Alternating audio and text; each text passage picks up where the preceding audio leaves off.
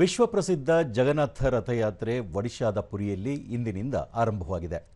ವಾರ್ಷಿಕ ರಥಯಾತ್ರೆ ಸಮಯದಲ್ಲಿ ಜಗನ್ನಾಥ ಮತ್ತು ಅಣ್ಣ ಬಲಭದ್ರ ಹಾಗೂ ತಂಗಿ ದೇವಿ ಸುಭದ್ರ ಅವರು ರಥಗಳಲ್ಲಿ ಸಂಚರಿಸಿ ಸಾರ್ವಜನಿಕರಿಗೆ ದರ್ಶನ ನೀಡುತ್ತಾರೆ ಎಂಬ ಪ್ರತೀತಿಯೊಂದಿಗೆ ಈ ರಥಯಾತ್ರೆ ನಡೆಯುತ್ತಿದೆ. ಈ ದಿನ ದೇಶಾದ್ಯಂತ ಹಾಗೂ ವಿದೇಶಗಳಿಂದಲೂ ಲಕ್ಷಾಂತರ ಭಕ್ತರು ಈ ಪವಿತ್ರ ಮೆರವಣಿಗೆಯಲ್ಲಿ ಪಾಲ್ಗೊಂಡಿದ್ದಾರೆ.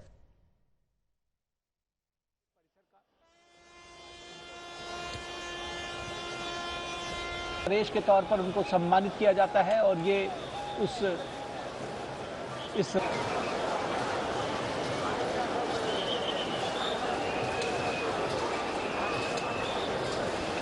के लिए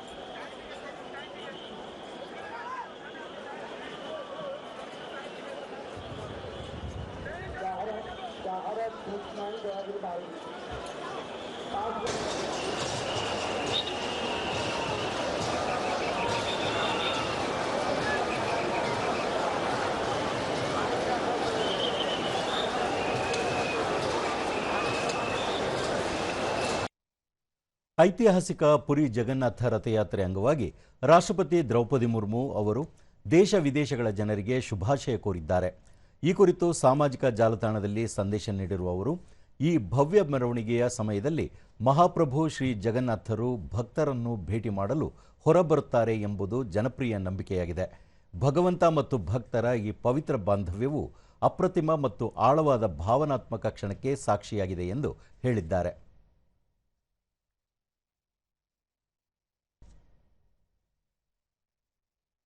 ಉಪರಾಷ್ಟ್ರಪತಿ ಸಿಪಿ ರಾಧಾಕೃಷ್ಣನ್, ಪವಿತ್ರ ಜಗನ್ನಾಥ ರಥಯಾತ್ರೆಯು ನಂಬಿಕೆ, ಭಕ್ತಿ, ಸಮಾನತೆ ಮತ್ತು ಸಾಮೂಹಿಕ ಸಾಮರಸ್ಯದ ಮೌಲ್ಯಗಳನ್ನು ಪ್ರತಿಬಿಂಬಿಸುತ್ತದೆ. ಈ ರಥಯಾತ್ರೆಯು ಭಾರತದ ಶ್ರೀಮಂತ ನಾಗರಿಕತೆಯ ನೀತಿ ಮತ್ತು ನಿರಂತರ ಆಧ್ಯಾತ್ಮಿಕ ಸಂಪ್ರದಾಯಗಳ ಅಭೂತಪೂರ್ವ ಆಚರಣೆಯಾಗಿದೆ ಎಂದು ಸಂದೇಶ ನೀಡಿದ್ದಾರೆ. ಪ್ರಧಾನಿ ನರೇಂದ್ರ ಮೋದಿ ಸಹ ಪುರಿ ಜಗನ್ನಾಥ ರಥಯಾತ್ರೆಯ ಪವಿತ್ರ ಸಂದರ್ಭದಲ್ಲಿ ದೇಶದ ಜನತೆಗೆ ಶುಭಾಶಯ ತಿಳಿಸಿದ್ದಾರೆ. ಈ ರಥಯಾತ್ರೆಯು ಭಾರತದ ಕಾಲಾತೀತ ಆಧ್ಯಾತ್ಮಿಕ ಮತ್ತು ಸಾಂಸ್ಕೃತಿಕ ಪರಂಪರೆಯ ಉಜ್ವಲ ಅಭಿವ್ಯಕ್ತಿ ಎಂದು ಬಣ್ಣಿಸಿದ್ದಾರೆ. ರಥಯಾತ್ರೆಗೆ ಸಂಬಂಧಿಸಿದ ಸಂಪ್ರದಾಯಗಳು ಭಾರತ ಮತ್ತು ಪ್ರಪಂಚದಾದ್ಯಂತ ಎಲ್ಲರಿಗೂ ಸ್ಫೂರ್ತಿ ನೀಡಿದ್ದು, ನಮ್ರತೆ, ಸಾಮೂಹಿಕ ಭಾಗವಹಿಸುವಿಕೆ ಮತ್ತು ನಿಸ್ವಾರ್ಥ ಸೇವೆಯ ಮೌಲ್ಯಗಳನ್ನು ಸಾಕಾರಗೊಳಿಸಿವೆ ಎಂದು ಸಾಮಾಜಿಕ ಜಾಲತಾಣದಲ್ಲಿ ತಿಳಿಸಿದ್ದಾರೆ.